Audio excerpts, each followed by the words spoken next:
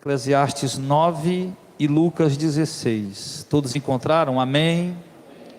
Preste atenção no que eu vou falar. Não se apressem em ler. Nós viemos aqui hoje para ouvir uma mensagem, para aprender um ensinamento. Primeiro eu vou falar do objetivo que eu tenho com a mensagem de hoje. Antes da gente ir para o texto, antes de ministrar, eu quero falar do meu objetivo. O meu objetivo, irmãos, é esclarecer um assunto sobre, pelo menos um pouco desse assunto. Eu já tenho sermões sobre isso, já tenho ensinamentos sobre isso. Situação dos mortos, aonde estão os mortos, como se encontram os mortos, o que acontece com alguém assim que ela morre. Eu já tenho estudos, bem profundos sobre isso. Mas me veio a necessidade de falar um pouco sobre a situação dos mortos, porque tem surgido muitas pessoas falando nas redes sociais, principalmente aqueles que dizem assim, que zombam de nós e dizem: olha, nós estamos antes da cruz e depois da cruz. Eles dizem que nós estamos antes da cruz e eles estão depois da cruz. Você não sabe o que significa isso? Que é a cruz, irmão? Quem morreu na cruz? Jesus. Então, ou seja, está antes da cruz é estar na lei, e está depois da cruz é estar na graça. Aí eles dizem que nós estamos antes da cruz e eles estão depois da cruz. Agora, o interessante é que esses que dizem que estão antes da cruz, quando se trata de falar sobre a morte, a situação das pessoas que morreram, eles vão buscar os versículos exatamente antes da cruz. Eles vão buscar os versículos antes da cruz, interpretar errado e trazer para nós que estamos depois da cruz. Então, meu objetivo essa manhã é falar um pouco para vocês da visão do Antigo Testamento, o que eles tinham, a visão, o entendimento que eles tinham a respeito dos mortos, da situação dos mortos, e mostrar no Novo Testamento, a visão do Novo Testamento, do Novo Pacto, da Nova Aliança, a respeito da situação dos mortos. Pastor, e há uma diferença? Há uma diferença, porque da cruz para cá, depois da cruz, Jesus, ele rasgou um véu, e ele nos mostrou coisas que estavam ocultas e escondidas desde os tempos eternos. O Evangelho eterno, que estava escondido ao nosso entendimento. Então, quando Jesus trouxe à luz o entendimento do Evangelho eterno, que estava escondido antes dos tempos eternos, ele mostra para nós que não a doutrina do Antigo Testamento, a doutrina está correta, mas algumas ideias a respeito de algumas coisas estão equivocadas, estão erradas. Era apenas um pensamento do homem, porque Deus não tinha revelado. Em momento algum, lá no Antigo Testamento, você vai ver Deus revelar a situação dos mortos lá. Você não vai ver Deus revelando lá a situação dos mortos no Antigo Testamento, mas no Novo Testamento ele revela. Só que mesmo sem Deus revelar a situação dos mortos no Antigo Testamento, havia uma ideia. As pessoas tinham uma ideia, pensavam, imaginavam como estava a situação dos mortos. E então, para a gente entender de fato o que a Bíblia diz depois da cruz, nós vamos estar tratando sobre isso, tirando as dúvidas dos irmãos. Então, vamos aqui pegar o versículo mestre, o versículo chave, o versículo principal que eles usam para falar sobre a situação dos mortos no Antigo Testamento, Eclesiastes capítulo 9. Não vamos ler tudo, se você quiser ler depois, fique à vontade na sua casa. Vamos ler apenas o verso 4, 5 e o 6. Para aquele que está entre os vivos, há esperança, porque mais vale um cão vivo do que um leão morto. Porque os vivos sabem que hão de morrer, mas os mortos não sabem coisa nenhuma. Nem tampouco terão eles recompensa, porque a sua memória jaz no esquecimento. Amor, ódio, inveja para eles já pereceram. Para sempre não têm eles parte em coisa alguma do que se faz debaixo do sol. Aí depois ele vai dar um conselho aí, Mas enfim, o que importa para nós são esses 3 versículos. Ele vai dar um conselho. Então, se a vida é assim, se a gente vai morrer e ninguém vai saber mais de nada, então vai lá, alegra, come o teu pão, bebe o teu vinho, se alegra como de a tua mocidade, porque enfim, afinal de contas, você vai morrer mesmo. Parece até com aquilo que Paulo falou, né? Se não tem ressurreição dos mortos, vamos comer e beber, porque amanhã nós vamos morrer mesmo. Então vamos curtir enquanto há tempo. Mas enfim, o que esse versículo está mostrando para nós, queridos? Uma ideia de Salomão a respeito do que acontecia depois da morte. Salomão está dizendo, pastor, mas Salomão está dizendo, não é uma doutrina? Não, não é uma doutrina. Lembra, irmão, só há uma única doutrina no Antigo Testamento, só uma, é a lei. Aquela é a única doutrina do Antigo, é a lei, só ela. Todo o resto do Antigo Testamento são relatos históricos de acontecimentos, a intervenção de Deus em determinados momentos de acontecimento, e claro, vendo a intervenção de Deus naqueles acontecimentos, você vai aprendendo ali a doutrina de Deus, enfim. Todo o Antigo Testamento é proveitoso, você tem que saber, você pode trazer para o Novo Testamento ou não. Para isso o Novo Testamento tem que ratificar, tem que concordar. Se o Novo Testamento não ratifica, não concorda, então você não pode trazer. Só um exemplo para você entender melhor o que eu estou dizendo. Outro dia eu estava fazendo uma live, a mulher veio falar, não, mas o dízimo está na Bíblia. Eu falei, tá, ninguém falou que o dízimo está na Bíblia. Do mesmo jeito que está na Bíblia também, que tem apedrejar uma mulher que foi apanhada em adultério, também está na Bíblia. Também está na Bíblia que tem que guardar o sábado, também está na Bíblia que tem que fazer a circuncisão. Também está na Bíblia que tem que degolar um carneiro, um cabrito, arrancar a cabeça de uma pombinha e derramar o sangue dela no altar, está tudo na Bíblia. Aí é porque está na Bíblia agora, eu vou sair fazendo tudo isso aí? Está na Bíblia que manda matar, apedrejar os homossexuais. Está na Bíblia, tá ou não está? Aí eu vou sair fazendo tudo isso aí, porque é doutrina? Claro que não, irmão. Eu tenho que saber que nós estamos vivendo depois da cruz, no tempo da graça. Eu tenho que saber que nem tudo da lei, ou aliás, quase nada da lei foi trazido para cá. Da lei ficou uma vertente chamada, uma vertente social. Como lidar na questão sociais, como tratar com o próximo, e Jesus ainda fez uma revisão nessas coisas, acrescentando a prática do amor, mas enfim. Então esse versículo aqui, volta, eu só falei isso só para vocês entenderem um pouco o que é que traz de lá para cá, o que é que não traz, que nem tudo da lei nós vamos trazer para cá, só para você entender isso aí. Agora, observe, no verso de número 5, Salomão diz o seguinte, os vivos sabem que são morrer, isso é uma verdade, não é verdade? Os vivos sabem que vão morrer. Interage comigo, irmão. Quando eu pergunto, você diz, sabe, né? Ou pelo menos balança a cabeça aí, faz alguma coisa. Dá 3 pulinhos para cima, pula cambalhota, faz alguma coisa para me ver você fazer alguma coisa. Saber que você está entendendo o que eu estou pregando. Ele diz, os vivos sabem que vão morrer, sim ou não? Mas os mortos não sabem coisa nenhuma.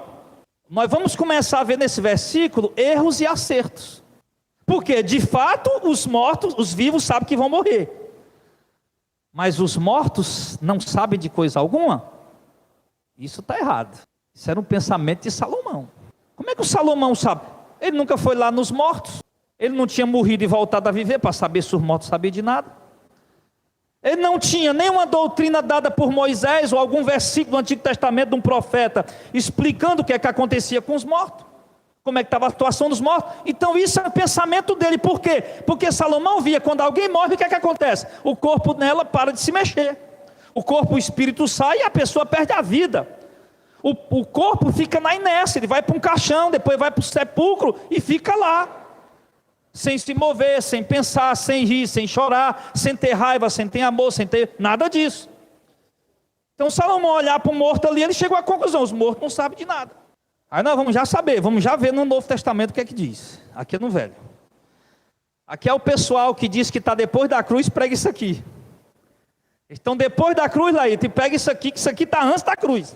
Os mortos não sabem de coisa alguma. Nem tampouco terão eles recompensa. Os mortos não têm recompensa? Salomão achava que não. Salomão achava que os mortos não têm recompensa. Outro ponto. Porque a sua memória jaz no esquecimento, ou seja, porque eles não se lembram de nada, esqueceram de tudo. E isso era o pensamento de Salomão, antes da cruz. Mas é também o que muita gente tem ensinado hoje. Tem gente que entra no canal dizendo, Jardel, você está errado. Os caras entram falando isso, comentaram aí às vezes. É difícil eu ver os comentários, mas às vezes quando eu estou, sei lá, de repente eu vou lá e vejo. Aí eu me deparo logo com esses comentários, Jardel, você está errado. Os mortos não sabem de nada. A memória deles já no esquecimento, ou seja, eles não lembram de nada, nada. Verso 6. Amor, ódio, inveja para eles pereceram. Isso é verdade. Amor, ódio, inveja, isso aí eles não tem mais nada disso. Para sempre não tem eles parte alguma do que se faz debaixo do sol. Ou seja, nunca mais eles vão ter parte nenhuma do que se faz debaixo do sol. Aqui eu digo depende. O cara já morreu, será que ele não vai ter mais parte de nada aqui debaixo do sol? Se ele estiver falando de alguma herança, de alguma coisa material aqui, de fato, ele não tem mais parte não. Mas, se nós formos para depois da cruz e falar daquilo que o homem recebe por causa das suas obras, da recompensa que ele recebe pelas suas obras, que ele fez debaixo do sol, aí sim ele tem algum tipo de recompensa. Seja para condenação, seja para salvação. Então o texto está dizendo para nós que os vivos sabem que vão morrer, mas os mortos não sabem de nada, não tem recompensa e não se lembram de nada. Então essa é uma visão do Antigo Testamento, era isso que se pensava no Antigo Testamento. Palavras de Salomão. Agora vamos para Lucas capítulo 16. Não me engano, o Raul pregou isso aqui esses dias, Raul? Você pregou isso aqui esse dia, não foi Lucas 16? Até o pessoal ficava falando que era uma parábola que não era, não foi isso? Então vamos lá. Lucas 16, o rico, avarento e o Lázaro. Alguns vão dizer, pastor, isso é uma parábola. Eu não sei. Pastor, isso não é uma parábola. Também não sei, para mim não importa se é uma parábola ou se não é. Para mim, você sabe o que é que importa aqui? Porque tem uma divergência de fato entre os estudiosos. Os próprios estudiosos, uns dizem, é uma parábola, outros dizem, não é uma parábola. Para mim não importa se é uma parábola. Se for uma parábola, tudo bem. Mesmo sendo uma parábola, Jesus estava querendo ensinar alguma coisa. Ele nunca ministrou uma palavra sem o objetivo de ensinar. Toda parábola que Jesus ensinou foi querendo ensinar alguma coisa. Não, não é uma parábola. Tudo bem, então do mesmo jeito Jesus está ensinando algo. Então não é uma parábola, é literal. Ele está ensinando alguma coisa. E o que ele está ensinando aqui nesse texto? E o interessante, irmão, desse texto, Lucas, olha só, Lucas 19, Lucas 16 do verso 19, ele não está dentro de um contexto. Incrível. Se você vier, viu, pregadores? Se você vier, Lucas 16, do 1 até o 13, ele fala do mordomo infiel. Do 14 até o 15, ele fala da avareza dos fariseus. Do 16 até o 17, ele fala da lei dos profetas. O 18, ele fala para ter cuidado para não deturpar a lei em relação ao casamento. Aí no 19, do nada, Lucas vai e escreve aqui. Não tem contexto, ele não está dentro de um contexto que Jesus vinha trazendo. E Lucas foi o único que escreveu. Interessante que Lucas ele não andou com Jesus não, hein?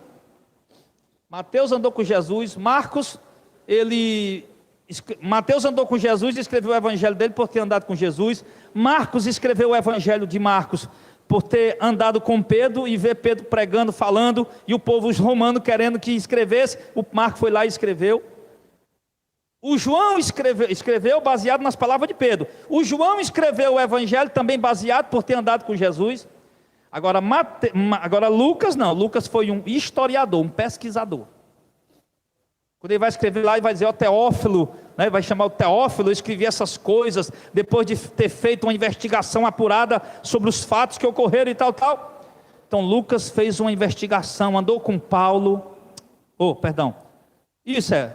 Lucas o médico amado, né? Não é isso? Andou com Paulo. Lucas andou com Paulo, o médico amado, e foi fazendo a investigação dele e foi escrevendo o tratado, o evangelho.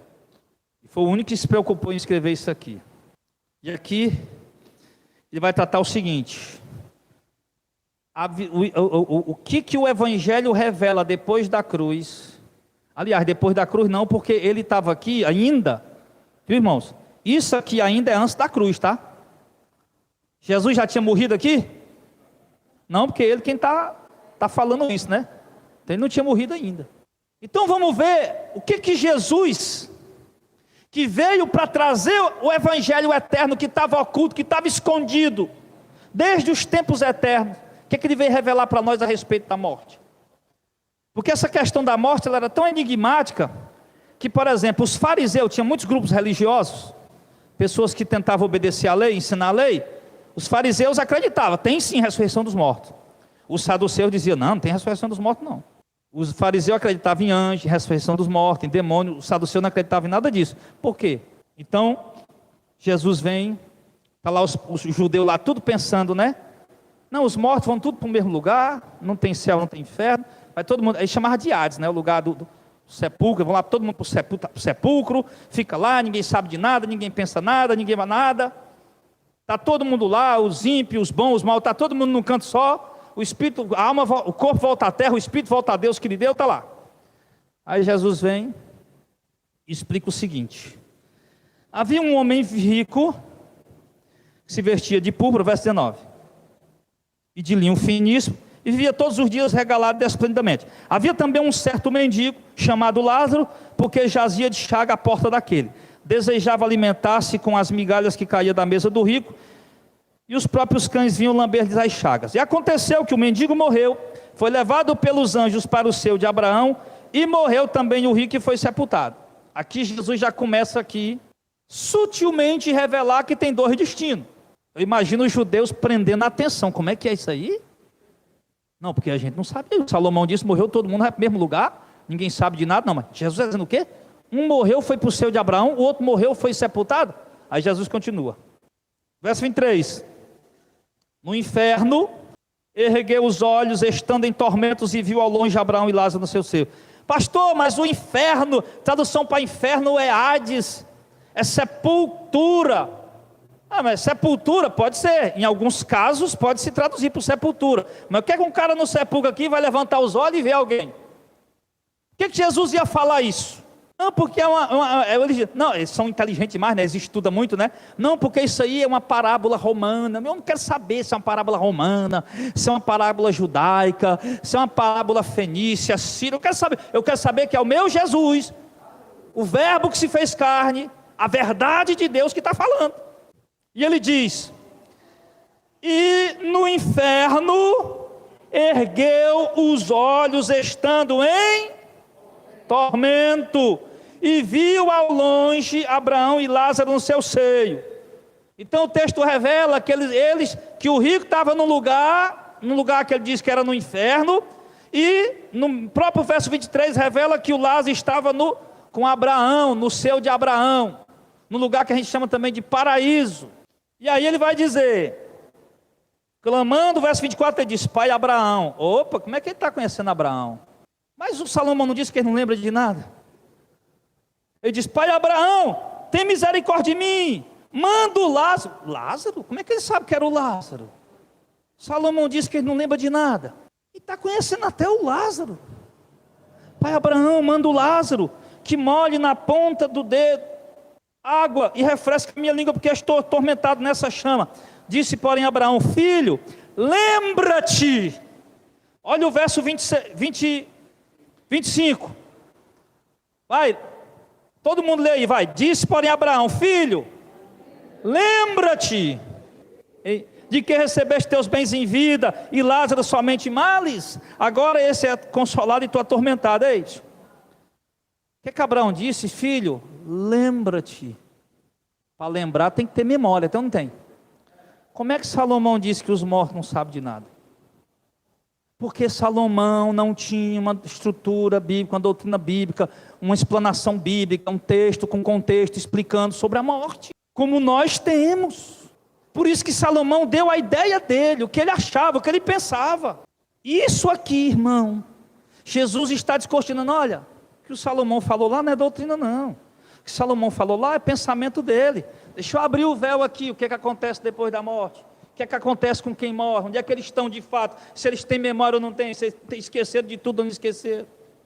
Se tem recompensa para eles ou não tem? Porque Salomão disse que não tinha recompensa não. E Jesus está dizendo aqui, eu imagino os judeus ali tudo de boca aberta olhando. Lembra-te, ou seja, tu tem memória, pode puxar da memória e se lembre que você recebeu os seus bens em vida. O Lázaro só recebeu o Lázaro. Agora tu aqui está atormentado e ele é consolado. Ele quem? O rico, verso 26. Aliás, e além de tudo isso, Abraão falando, está posto um grande abismo entre nós e vós, de sorte que os quiser passar daqui para aí não pode, nem tampouco passar daí para cá. Jesus está mostrando, não vai todo mundo para o mesmo lugar quando morre. Tem no mínimo 2 destinos. Os católicos botaram mais um, não foi? Purgatório. Mas vamos pela Bíblia mesmo, melhor, né? Tem 2. Jesus diz, tem 2 e esses 2 são divididos por um abismo. Pastor, mas você foi lá? Eu não fui lá, não precisou ir lá para ver. Jesus está dizendo como é.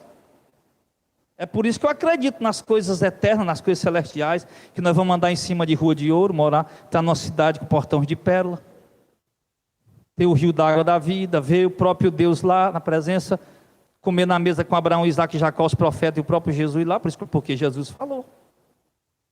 E ele é a verdade, ele nunca mentiu, não há engano nos seus lábios. Então ele diz aqui, tem um grande abismo, tem 2 lugares, 2 destinos para as pessoas que morrem, e esses 2 destinos eles são divididos por um abismo. Um lado é chamado de inferno, o outro lado é chamado de Seu de Abraão, paraíso. Uns que estão no inferno estão atormentados em chama, com sede, nem um copo d'água eles têm para beber, mesmo tendo sido rico aqui demais. Os outros que estão nos paraísos estão completamente em gozo. Tem um grande abismo, não pode passar daqui para aí. E é impossível passar do céu para o inferno, do inferno para o céu. Aquela piadinha do cabo que morreu e foi lá para o céu, e o São Pedro mandou ele lá no inferno para visitar o inferno, lá não existe isso não. Morreu, segue o juízo, diz a carta aos Hebreus. Aí o verso 27. Já que o rico viu que não ia, o Lázaro não ia lá dar água para ele beber, ele fez um apelo emocionante, ou emocionado a Abraão. E disse, rogo-te, pois, ó pai, que o mandes, ou seja, manda o Lázaro na casa do meu pai. Aí ele lembrava que tinha pai. Pois eu tenho 5 irmãos, o cara lembrava até quantos irmãos ele tinha. Para que dê testemunho, a fim de que não venha também para esse lugar de tormento. Ele sabia que tinha pai, ele sabia que tinha 5 irmãos, ainda sabia que os irmãos dele eram tão ruins quanto ele. Que até pediu para o Lázaro ir lá dizer que o inferno existe para ele não ir para lá. Se converter para ele não ir para lá. Imagina quanta gente não está lá igual esse cara aqui, irmão. Quanta gente não está morrendo lá, não creio no inferno, é o bichão. É o cara que anda armado por aí, matando os outros, vendendo droga e mandando matar. É o bichão, é o cara que foi lá e assassinou, estrupou uma menina, matou a menina, é o cara, é o bichão. Morreu agora, está lá igual, né? Chorando, gemendo, gritando. Mas manda alguém lá em casa avisar para o papai e para a mamãe, não. Me dá água para me beber, não tem mais. Os bichão estão tudo indo para lá, irmão. Os que estão vivendo nessas glórias terrenas, fazendo mal ao povo, estão tudo lá agora. Sem um mínimo mísero copo d'água para beber. Então ele fez um apelo, pediu para o Abraão, já que não podia beber água, pelo menos avisa para os meus irmãos, para eles se ajeitarem, para não vir para cá também. Aí lá, Abraão disse para ele o seguinte, verso 29, lá tem Moisés e os profetas, ouçam. Ou seja, lá tem a lei, tem a pregação da palavra lá, quem quiser que acredite. Não precisa, em outras palavras, não precisa o Lázaro ir lá avisar. Já tem gente pregando lá, para ele se arrepender. Então, se vocês quiserem que decrete. O rico fez o último apelo, não, pai Abraão, eu sei que eles não vão crer, né? Mas se algum dentre os mortos fosse ter com eles, eu sei que eles se arrependeriam. Ele está dizendo, pai Abraão, eu sei que eles não vão acreditar na palavra, porque eu também não acreditei, mas se um dos mortos for lá e ressuscitar e disser para eles, eles vão acreditar e vão se arrepender. Aí Abraão disse o quê? Se eles não der ouvido a Moisés e os profetas, tão pouco serão persuadidos, ainda que algum dos mortos ressuscite. Ou seja, se o cara não crê no evangelho, pode vir alguém lá dos infernos, com chifre e com rabo e com tridente na mão, que ainda assim eles não vão acreditar. Que aí ainda assim eles não vão dar crédito. Interessante é que tem gente, ainda teimando ainda, né? Que tem gente toda semana vai no inferno e volta de lá contando história para o povo, para ver se o povo se arrepende. Não é assim, meu irmão. Você quer que o povo se arrependa? Não vai contar a história do inferno, não. Vai pregar o evangelho, porque o evangelho é quem leva o povo ao arrependimento. A gente fala sobre o inferno, irmão, como uma doutrina, para mostrar que ele existe, não é para colocar medo. Porque o medo, você ouve a pregação hoje, você sai daqui com medinho, meu Deus, eu fiquei com medo. Amanhã tu esquece do medo, vai fazer o mesmo erro. Mas se tu ouvir o evangelho, ele entrar no teu coração e a graça de Deus se revelar, você vai se arrepender, vai se converter e vai ser salvo. Aí você não vai andar com medo. Você vai andar e amando Jesus onde você for. Você não vai parar de pecar porque está com medo. Você vai parar de pecar porque você ama Jesus tanto que você não quer pecar contra ele. Oh, glória. Não, mas dá vontade mesmo, é bom. Não é bom ouvir a verdade? Então, meu irmão, vamos lá. Pronto, já vou terminar a mensagem. Acredita que eu já vou terminar a mensagem. Não, peraí, eu me lembrei de um texto aqui. Eu acho que é Apocalipse 6, deixa eu ver se eu acho. Vai lá. Deixa eu ver se eu acho aqui, Apocalipse 6, vai lá. Vai lá comigo, vai. Apocalipse é o último livro. Vem do alto lá do trono do Supremo, lindas promessas e bênçãos para os seus. O tempo passa e com ele toda a terra.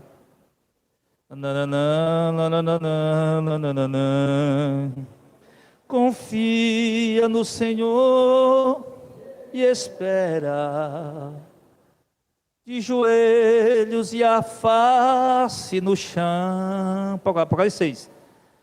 Em breve tu verás descer. Quê? Mas erramos foi tudo, irmão. Não era só enquanto nós procurávamos o texto. Apocalipse 6, verso 9. Quando abriu o quinto selo, vi debaixo do altar as almas daqueles que tinham sido mortos por causa da palavra de Deus e por causa do testemunho que deram. Clamaram com grande voz. Quem? As almas dos crentes, embaixo do altar de Deus. Eu podia dizer que debaixo do altar de Deus é o paraíso. A alma dos que morreram, testemunho da palavra de Deus, clamaram com grande voz, dizendo o quê? Vai, verso 10. Até quando, ó soberano Senhor, santo e verdadeiro, não julga nem vinga o nosso sangue dos que habitam na terra? Estavam falando, lembraram que foram mortos por amor à palavra de Deus, estavam pedindo justiça. Mortos. Não, pastor, mas é porque não sei o que, literal, é literal, é analógico, não quer saber se é literal, está na Bíblia e Jesus está falando. Você não quer saber? Depois da cruz, a situação dos mortos, a Bíblia está revelando. Agora, se você diz que está depois da cruz e vem tentar me convencer que os mortos não estão sabendo de nada, trazendo o versículo antes da cruz, meu irmão, aí quem não sabe de nada é você. Quer dar uma de bichão, de sabichão?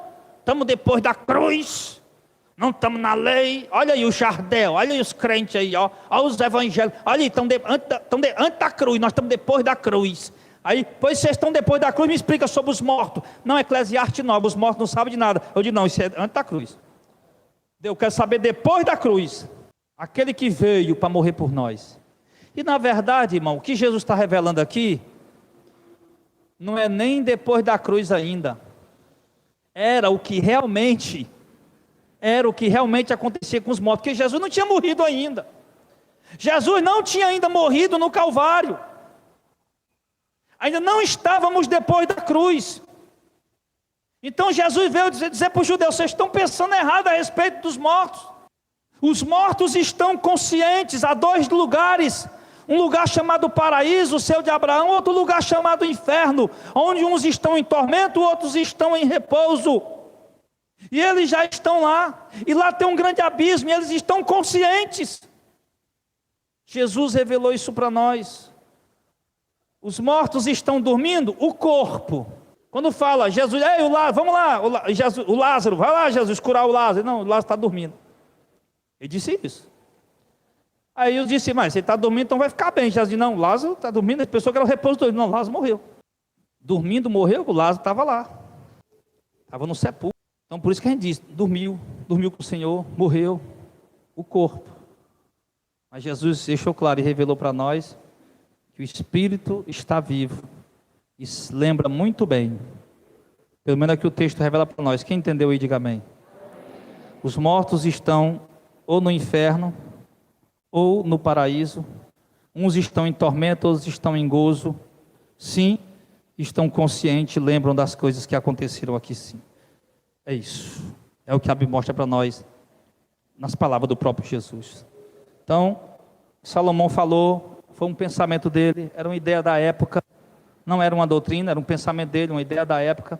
Nós trazemos as palavras do Mestre, do Senhor Jesus, que revela para nós o que o Evangelho eterno, o que estava no Evangelho eterno, mas que não tinha sido ainda revelado, mas que agora foi revelado àqueles que hão de herdar a vida eterna. Mas mesmo assim, ainda vai ter gente que não vai entender, que não vai aceitar. Por quê? Porque ainda estão endurecidos e querem, tem tanto ódio do sistema, que o sistema realmente está errado, quase na sua totalidade. Tem tanto ódio do sistema, que tudo que o sistema ensina, eles querem ensinar o contrário.